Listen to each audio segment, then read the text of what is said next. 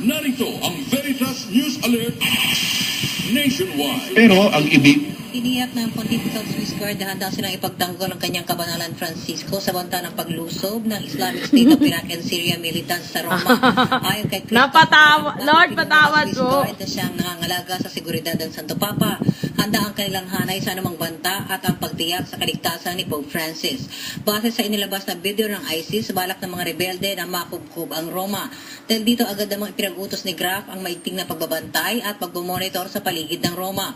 Ang Swiss Guard ay unang itinatag noong 1506 sa ilalim ng pamumuno ni Pope Julius II, kung saan na taong 1527 ang unang masubok ang katatagan ng mga bantay ng nooy si Pope Clement nang lusubin nito ang mga sundalo ni Emperor Carlos V.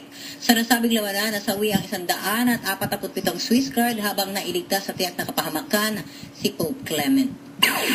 Magbabalik ang mga balita mamayang alauna ng hapon. Ako inyong kapanalig Marian Navales Pulgo. Sumainyo ang katatawanan. Abangan muli ang Veritas News Alert nationwide.